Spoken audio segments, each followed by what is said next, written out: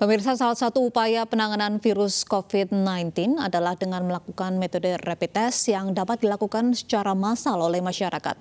Metode rapid test ini saat ini mulai dilakukan oleh pemerintah Indonesia. Dan pemirsa, untuk mengetahui seperti apa diagnosis cepat atau rapid test bagi masyarakat yang ingin menjalani tes COVID-19 atau corona, telah bergabung bersama kami. Ada Dr. Samira Hussein Alamudi, peneliti bioteknologi Star Singapore. Selamat sore, Dr. Samira. Sore, Mbak. Dok, seperti apa mekanisme rapid test ini dan juga seberapa akurat untuk mendeteksi seseorang positif atau negatif corona?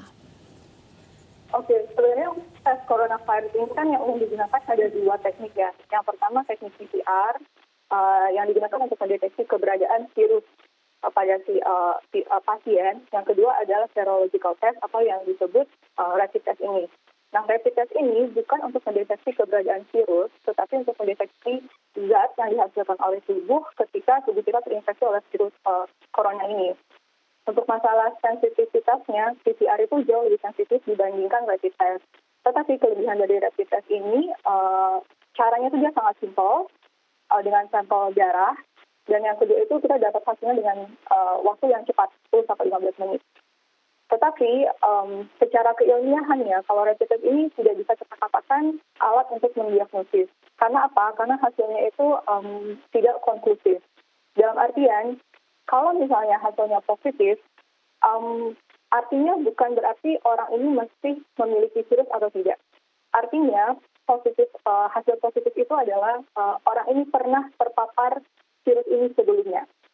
Tetapi apakah virus ini, apakah si pasien ini masih aktif, bisa menginfeksi orang lain atau tidak, itu masih tanda tanya dan perlu tes lanjutan dengan tes PCR.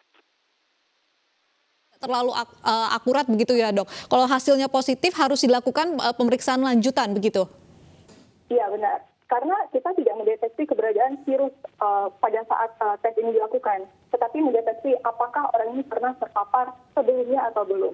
Terpaparnya kapan atau seberapa parah terpaparnya, kita tidak bisa mengetahui dari tes ini. Untuk tesnya sendiri, sampel yang diambil itu apakah cairan lendir atau darah untuk rapid test ini, Dok? Kalau rapid test yang saat ini umum dan available di mana-mana itu, sampelnya yang umum adalah darah. Karena zat antibodi yang bisa dites ini circulate atau sirkulasi dalam darah. Kalau kita bisa bayangkan ya, rapid test ini mirip dengan pregnancy test, dengan tes kehamilan, test pack. Jadi prinsipnya sama. Di dalam tes pack itu kita mencoba untuk mendeteksi hormon kehamilan dari sampel urin. Sementara di rapid test kita mendeteksi antibodi dari virus tersebut. Bentuk tesnya pun mirip dengan tes pack. Jadi bisa kita bayangkan darahnya ini kita masukkan ke dalam satu larutan, terus diteteskan ke dalam tes pack. Kalau hasilnya positif, nanti ada garis dua macam itu. Jadi hasilnya bisa diketahui 10-15 menit setelah darah tersebut ditempelkan di rapid test ini, begitu ya, Dok? Iya, betul. Tetapi yang harus digarisbawahi dan harus diingat, karena tadi saya bilang secara keilmiahannya ini tidak bisa digunakan alat diagnosis karena hasilnya tidak konklusif. Jadi kalau hasilnya negatif, bukan berarti kita tidak terinfeksi virus. Karena apa? Karena alat ini mendeteksi antibodi yang dihasilkan setelah setidaknya 7 hari setelah infeksi. Begitu. Jadi kalau hasilnya negatif, mungkin aja pas kita dites, saat itu antibodinya belum dihasilkan oleh tubuh. Terlalu rendah untuk dideteksi alat itu. Tapi mungkin saat itu kita sedang terinfeksi. Lalu tes yang hasilnya benar-benar akurat selain rapid test ini apa, Dok? Sebenarnya gold standard yang digunakan di dunia itu adalah PCR untuk mendeteksi keberadaan materi genetik dari virus dengan cara swab test. Nah, PCR ini sangat akurat karena apa? Karena pertama dia mendeteksi keberadaan virus sekitar 2-3 hari. Dan dengan ini kita pun bisa mengetahui tingkat keparahan dari pasien tersebut. Apakah pasien ini sangat infectious, artinya keberadaan virusnya tinggi dan dapat menginfeksi orang lain dengan mudah, atau keberadaan virusnya sudah makin merendah dan dia ke arah recovery. macam itu. Jadi sedetail itu hasilnya ya. Tapi untuk mengetahui hasilnya lebih lama dibandingkan rapid test ini. Lebih lama iya, karena apa? Karena kita butuh sampel itu swab test dari sel mukosa di dalam hidung atau tenggorokan. Setelah dapat sel itu, kita pun harus mengekstrak materi genetik dari sel kita. Dan prosesnya untuk diamplifikasi itu pun butuh waktu 2-3 jam. Lebih lama, tetapi jauh lebih akurat dan jauh bisa dipertanggungjawabkan hasilnya. Dok, di alat rapid test ini ada beberapa indikator yang ada hurufnya begitu, ada huruf C, kemudian IG dan juga IgM. Bisa dijelaskan apa arti dari huruf-huruf tersebut, Dok? Oke, kalau ada 3 step ya. Yang pertama C itu kontrol. Kontrol artinya untuk mengetahui kalau alat tes ini masih dalam keadaan yang baik. Kalau di kontrolnya itu ada tanda positif atau ada garisnya, berarti alat ini dalam keadaan baik dan bisa digunakan. Yang kedua, IgG dan IgM ya. Ini adalah jenis antibodi yang dideteksi. Jadi ketika kita terinfeksi virus ini, tubuh kita kan berusaha untuk fight virusnya dengan cara menghasilkan antibodi ini. Ada 2 jenis antibodi. Pertama, IgM. Ketika kita terinfeksi, setelah 7 hari, tubuh mengeluarkan IgM. Lalu kemudian setelah IgM, pasukan kedua, yaitu antibodi IgG. Jadi ini adalah jenis antibodi yang tidak bisa deteksi.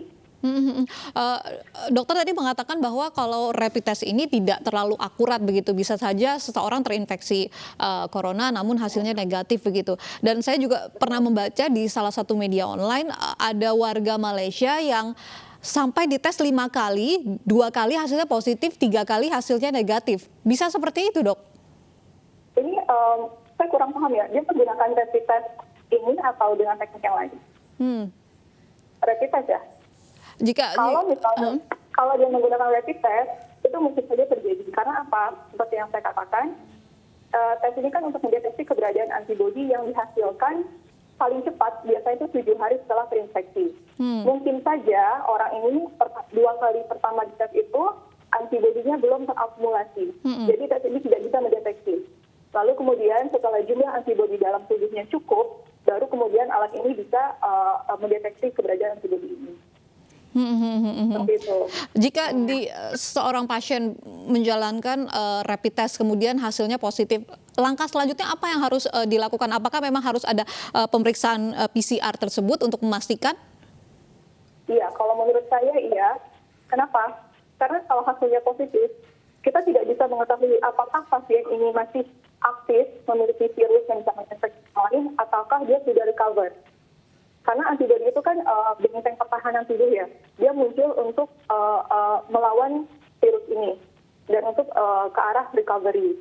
Jadi untuk mengetahui apakah orang ini masih memiliki virus, masih aktif untuk menginfeksi orang lain, ataukah dia sudah dalam masa recovery, harus dilakukan dengan cara PCR.